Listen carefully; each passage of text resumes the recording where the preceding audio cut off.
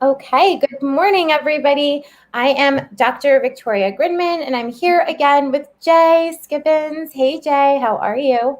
I'm good. I'm good. How are you doing? I'm awesome. We were just chatting about our amazing topic today, and I'm so excited to be back with you to talk about, is there a right way to parent? Right? This is an incredible question, and it comes up a lot because we have so many different opinions around us from our family and our parents and grandparents and aunts and uncles and people and friends. Everybody has a different opinion about how you should parent. And so this is something that comes up and I think impacts a lot of kids and families. So yeah, what do you think about this? Is there a right way? Simply put, no. I think that I can speak from the experience. I facilitate a dad's group that meets weekly, and we've met for like over a year and a half now. And one of the most eye-opening things about that group is that, like, ideologically, politically, economically, we go across the spectrum: conservative, liberal, all of the other terms. Like, we all do things in a lot different ways, but what comes through is that how much we love our kids and how much like our goal is to create the best life for them. So like, and at no point am I like, well, like they're doing it wrong, because like I respect these guys and I see the work that they're putting into it and their kids seem amazing. So like, how, I guess it's like part of it is how can I say that what they're doing is right or wrong when it's working? Yeah. Yeah. And I think what you brought up before in our conversation was really important, which is intentionality. So let's talk a little bit about that, right? Like, what is the intention? Going back to the basics, it's to have kids that can grow up, be independent and functional, do something meaningful in the world, and be joyous. Yeah. Anything else? Did I miss anything? I mean, I always want to put love somewhere in there. So if there's a way to like accept love and give love, I would add that. Oh, gosh, I love that, Jay. So true, right? And be people who can receive and give and have Yeah. that like flow. And I love that. And so if that's the intention, and we don't really think much about, I don't think people think intentionally like, oh, I'm going to have a child. And, it's just like, oh, we're going to keep this thing alive. And, we're going to do the best that we can. And most of the time we get our thoughts around what parents should be like through, I guess, our own experiences, either things we liked or Yeah. things that we didn't like. And we say, we'll never do that. We're going to be more like this. So do you have some examples of that, like when we're doing things just because that's been the way things have been done for either generations or our lifetime? Well, I can give a personal experience that like hits home, and then one that's a bit more like silly but makes a good point. The first one is that like growing up, like I was spanked. My mom like used the wooden spoon to spank me, um, and it was her way of like laying down the law that like if I was out of line, that was like the last line of defense. But like if nothing else worked, it's like asking me didn't work or talking to me didn't work, and she was upset, she like go get the wooden spoon, and like I still have like a foundational memory of like I would be crying on the way to get the wooden spoon. That was just as traumatic for me as getting spanked. So it's like this idea that like, but for her dad, who, I mean, my mom is in her 60s, so that means I mean, my grandfather's like 90. So that was his way of disciplining from the jump, that like anything goes wrong, boom, you're hit. Like it's, so I think that there's things like that that are very, very evident and very, very, to me, detrimental, that like if you don't address those and don't like look at those, then you're carrying on something that is going to cause more harm than it's going to do anything that you want it to do, right? So if you don't unpack that, you don't analyze it, you don't understand why you're doing it, then you're just carrying on something that isn't worth carrying on. Mm-hmm. That's a really great example. And I'm sure that there are parents that are watching or, thinking, I've been through something very similar. And so I don't know. And I don't know any other way. And I have parents I work with who come from very different backgrounds.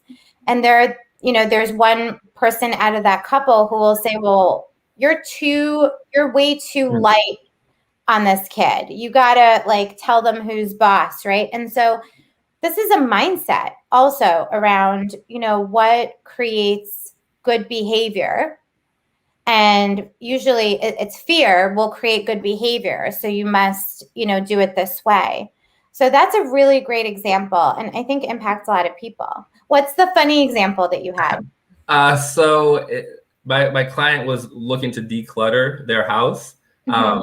And she realized that like she had boxes of like medical paperwork and like old taxes that she had done by hand. I don't know why she was doing them by hand, or at least printed out the copies of the taxes.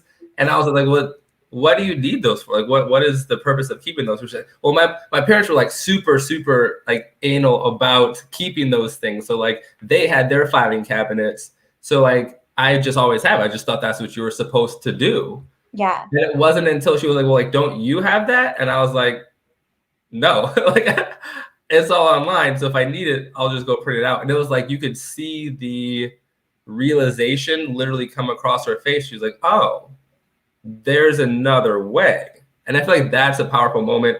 And it could be with fouls. It could be with spanking. It could be with like when you eat dinner. It could be how you do bedtime. Like once you realize that like the one way you were shown isn't the only way, like that's to me that like there's no right way, because there can't be just one way to do anything.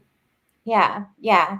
So I think just an access, that's really great. Just an access to the understanding that the way that it was done, the way that you've experienced it is not the way, it's just one way.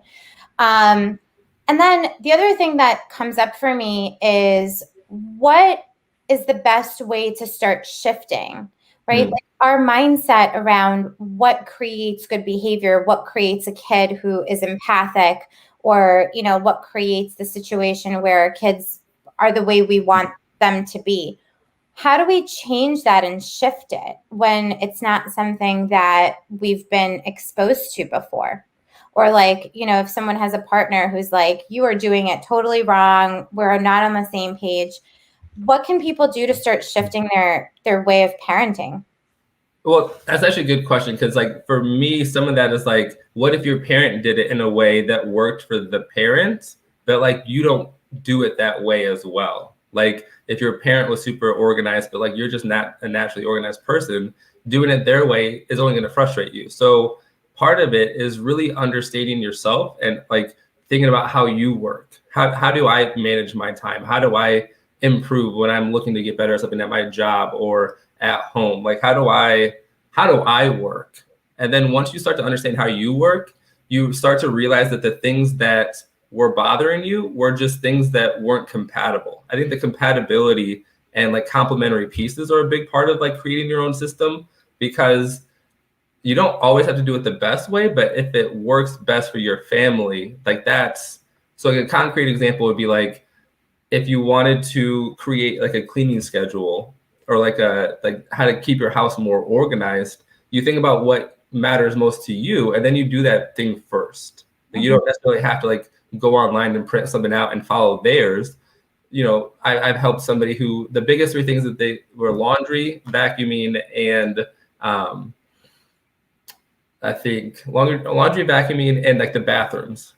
So once a week, like they'll do that, and that's the start of their system. And then you start to get more time back. You start to give yourself more freedom once you have a little bit of structure. Got it. And that is a really great point, because so many of the times, Jay, I think people are looking at what is somebody else doing and then measuring, their own success, or am I a good parent based on how someone else is doing? And it's so funny because this all goes back to the importance of looking over here and doing your own work, right? Because we're either deflecting or we're blaming or we're criticizing someone or judging them for how they do it. And all of those behaviors of looking over there keep you from looking over here. And the real work is, not about being a good parent or parenting the right way just strategy, you know, but also, are you happy? Like, I sometimes will assess, like, is this parent a joyful parent? Are they fulfilled in their own life? Because they're so concerned. A lot of people call me, they're like, I want all the skills, I want all the strategies, I want all the tangible to-dos, but they themselves are just not fulfilled as a human. And so that's where we have to start, because all the strategies and things will come. But if you're not tuned in here, how will you ever know like what feels compatible for you or not? Yeah, right. Because what stops us the most is ourselves. But like, you have to accept that. You have to understand that the thing, like you said, mindset earlier. You have to understand that the mindset that you tell yourself about yourself as a parent matters. So like, that's where like affirmations, if you want a tangible thing that will help, it's not like this is how you feed your kids vegetables. It's not like this is how you put your kid to bed. It's like, this is what you could tell yourself, right? These are affirmations you can repeat on the daily so that you're thinking in a positive way. Because if you try that bedtime routine that, you know, somebody else tells you to do, and then it doesn't go well, then you feel like a failure. Then you're telling yourself these things, and you're living in that failure. And you know what your kids do at nighttime, like, you know. And part of it is that if you know yourself, you're going to realize that you're going to stop taking what your kids do personally, and they're not attacks on you. Because if you understand that you're a good parent regardless of how your kid acts, then when they act in a way that you don't want them to, you're not like, oh, I'm failing again, or I'm doing this wrong. You're just like, all right, well, Mike, this isn't compatible. What we're doing right now isn't compatible. So let's try something else. Maybe I'm going to ask my kid. I can't tell you how often that's the right answer, is to include your kid in the solution. But yeah, once you start that mindset shift, like that would be the biggest thing. Shifting from telling yourself that you're a failure because it's not going well to like, hey, I'm a good parent and I just haven't figured this out yet. Yeah. Or, you know, tell me what you think about this. Is sometimes when it's not going well, it's not about shifting the way of doing it, but saying, you know what, I'm going to stick with this because of course they're not going to respond, you know, in a delightful way to a shift, right? But I know that this is the most beneficial way for my child. And so I'm going to stay consistent, and it doesn't make me a bad parent if they get upset with me, right? Yeah. Well, yeah. If it works the first time, there's almost a part of you that wants to be like, well, like this is a little too easy, isn't this supposed to be harder? Yeah. That's so funny. So, it's like that. It's that internal dialogue of, right? Like the things that we say to ourselves. That's really, really interesting. So, Jay, what are some of the, what if there's a parent who's thinking like, is it just about thinking positively, or like where does the mindset shift even begin? Is it something that they do like, you know, while they're talking to a friend, or is it something that they do when they're talking to a professional, or they can just start on their own? Like where do they even begin? Well, to me, and you know, this is me based off of like, you have a lot more experience in this area, so you could probably add on to what I'm about to say. But like, to me, it's about thought patterns and like habit loops. Is that like a lot of times we get stuck in a thought pattern that's a loop. Something happens, you tell yourself what you think about it, and then you like react based on that thought that you told yourself. So a lot of times it's intentionally replacing that middle part of like what you tell yourself. So a funny thing is that I've got a client, he's a dad, he's got a full head of hair, beautiful long hair, and not going bald. He's got like a better hairline than I do. But in the shower, he like will wash his hair, and like hair will come out because, as we know, hair naturally comes out. But what he like tells himself is like, oh no, I'm gonna go bald. And then he gets negative, and then he's like, so he doesn't like his hair, even though people compliment him all the time and all of these things. So like his thought loop is washing my hair, I see it in my hands, oh no, I'm going bald.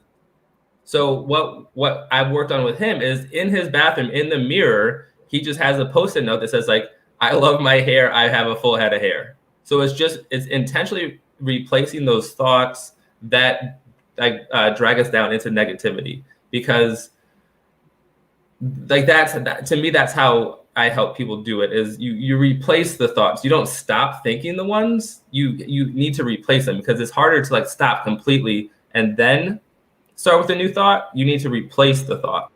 Yeah, I like that, because in those moments when kids are doing what they do and they react how they react, right? It can be really defeating. It can really push you into whatever it is that you normally say to yourself, like, I'm such a bad mom, or I'm such a bad dad. Like, my kids hate me, or like, I'm the worst, right? Yeah. And so I like that, is having your own personal affirmations that are in direct, I guess they're parallel to some of the things that you normally say to yourself that are not so great, right? Yeah. Well, I like that a lot.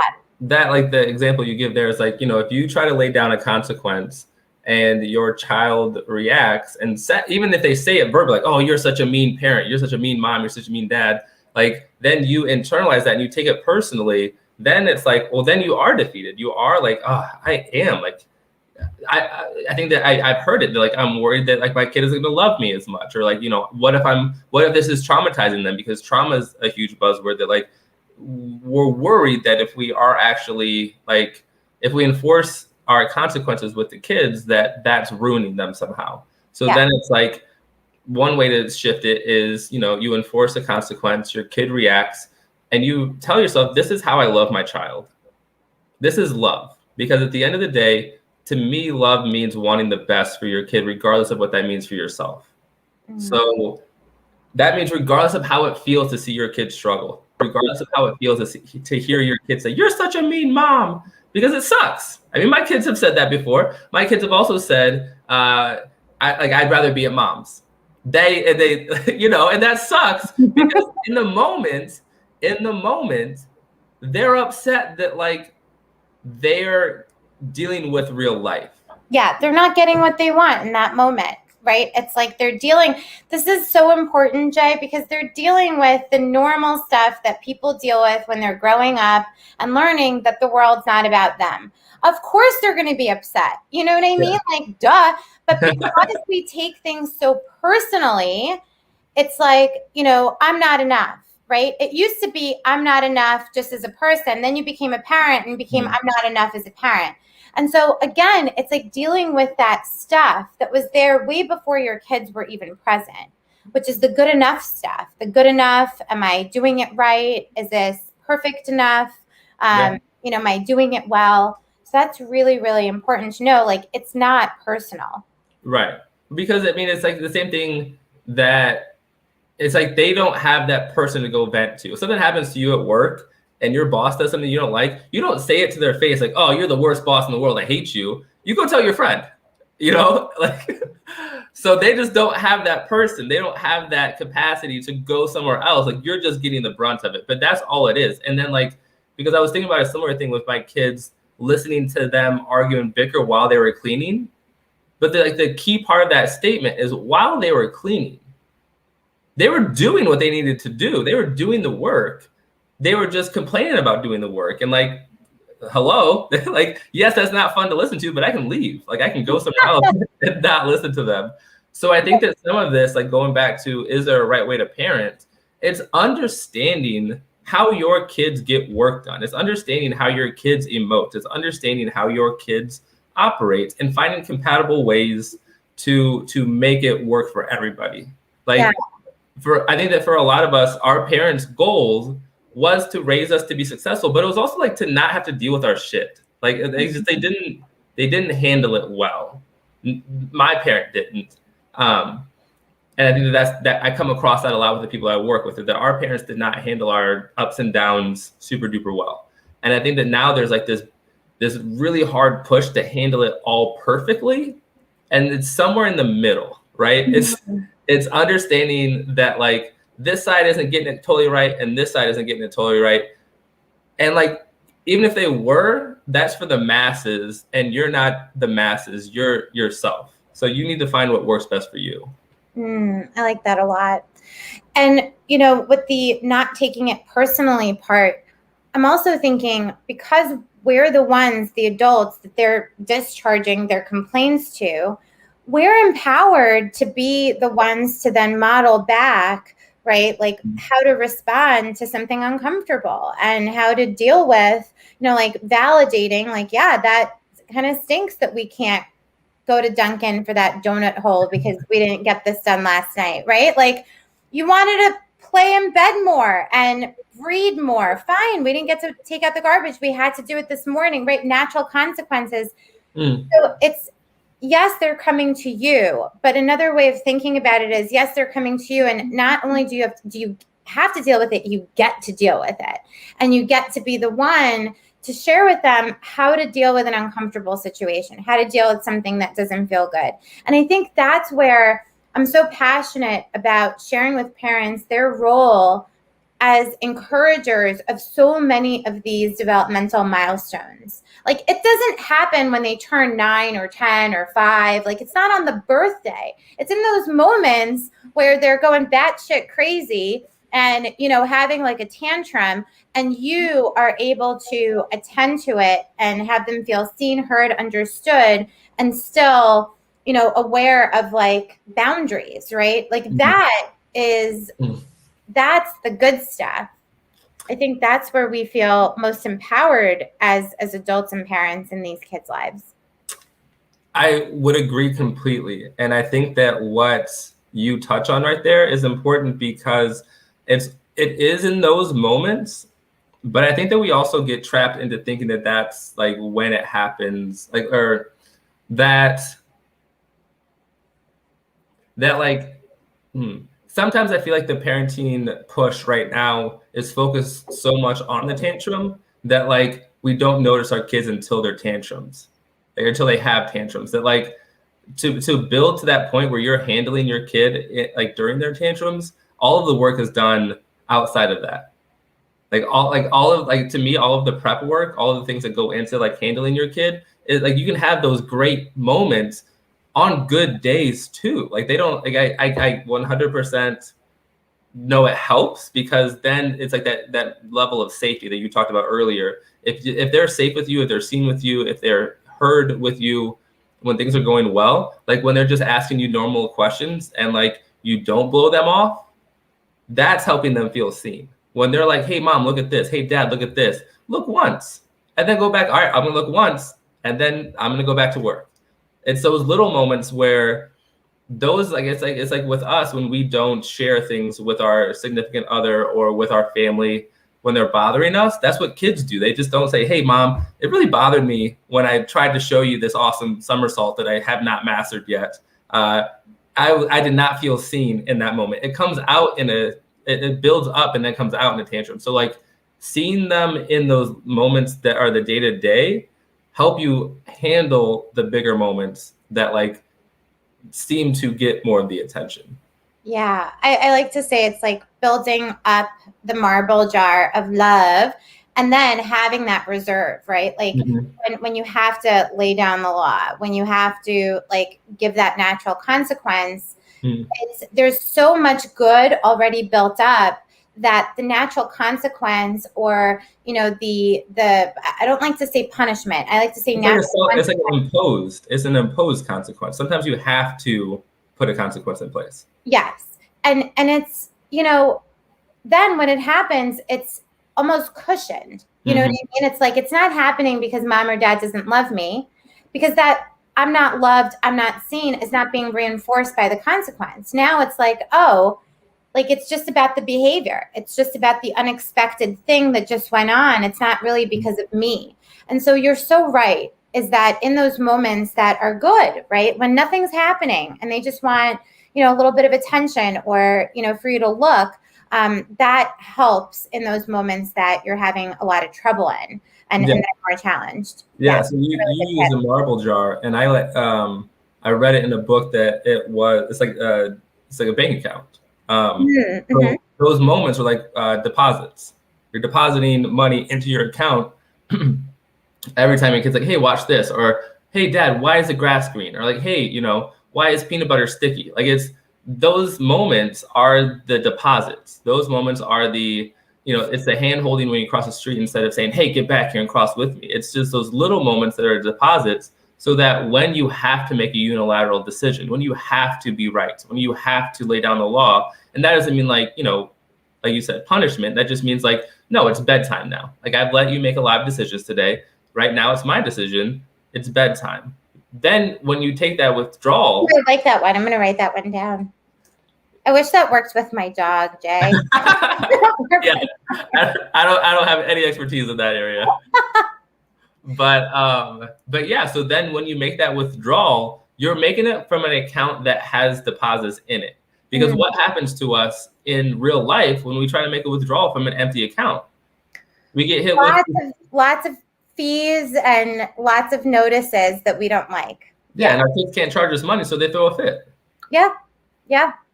So I mean, to me, it's if there's like one area of parenting that I really want to focus on, it's like the day-to-day stuff that everybody talks about building relationships with your kids, and a lot of it is focused on like, oh, build a relationship in that moment. Like, it's going to be a hard time building a relationship like during a tantrum, during an emotional outburst, and right after. Like, yes, that feels good to us when we're there, when they're calmed down, but like that's not the time to try. That's not the time. Like, you want to be there, but you just want to be there. You don't want to be there to build a relationship when the storm's calmed down. You just want to be there, like to assess the damages, right? When a hurricane goes through somewhere, you don't go in and like, all right, well, let's be best friends now with these like people whose like homes are wrecked. You just want to be there for a little bit, and then you want to help put their lives back together. Right. But like the great way to do that would be like to visit them before the hurricane. And it's like, hey, you want to go to lunch? Or like, hey, let's do this. And then you have the relationship so that after, you're not the stranger who's just coming in to try to save the day. Yeah. Something that comes up for me is the fact that so many of us as adults just never ourselves got to a point where we knew really how to build a relationship with another person. So many of the people that I work with, or even in my own life, I'm thinking about, as adults just don't have those skills, or their significant other kind of carries the social life in their relationship. And then they have a child who it's their responsibility, right, as a parent, to build that relationship with this being. And a lot of parents feel stuck. They don't really know how to do that. They don't really know, they kind of feel awkward until they get a sense of their own, way of being inside of their role. And so just bringing that up and saying that it all starts over here, and just to have a lot of compassion with yourself. There's no right way to parent. It's really an intentional journey, right? Like, you and I agree on that a lot, is that this is a journey. This is a process. This isn't like you got a manual and you got to follow it. It's complicated and complex because we're dealing with developing beings that are so different than ourselves and anyone we know. So being compassionate with yourself and everyone around us, and also building community, talking to people, having these kinds of conversations, I think brings to light some of the things that we normally don't talk about when we're so busy running around. Yeah, no, I think that the give yourself compassion is a huge piece, because I think that in that same vein, there's a lot of pressure to always be getting it right. And like always, even today, I'm sure that somebody that's hearing this is like, well, how do I get to know my kid better? That takes time. So like give yourself compassion, give yourself the patience that it takes. And then also realize that like everybody goes through slumps. Like everybody goes through times where like their kid is doing something new and it's frustrating, and maybe you just haven't figured out that it's something new and that it's frustrating. Like, it's not something wrong with your kid. They continue to, I call it level up. Like once you get a certain behavior figured out, your kid levels up and like try something new, because that's what kids do. They are the ultimate social experimenters. So they don't stop trying. So like allow yourself to like be okay in a slump, but then like figure it out. Like accept it. It's okay. This does not make you a bad parent. It just makes you human, raising a human, and then breathe it out and then like just try to figure it out. Ask them about it. Always ask your kids. You'd be surprised what an open-ended question can do in a parent-child relationship. I know. And they really want to tell you. They want to share. They like the questions. that's how they learn too. And so I like that, bringing it back to the basics. Like, it's okay, accept it, and just try something else out. Try it on. And there's so many people to talk to. So I'm so happy that we had this conversation, Jay. We didn't quite keep it to 20 minutes, but that's okay. We're getting better. I talked to you for like 2 hours. Yeah. This was great. So people out there watching, if this is a replay or you're catching us live, if you enjoyed it, let us know. Please type in, to the comments. Let us know what you think, and we want to know what you think, because we're constantly, thinking about things and topics that pertain to your experience. So let us know, and if you'd like to reach out to us, we're both available on Facebook and social media everywhere. And we'll see you all soon. We'll come back and we'll have another chat. Yeah. Yeah, definitely. Bye, everybody.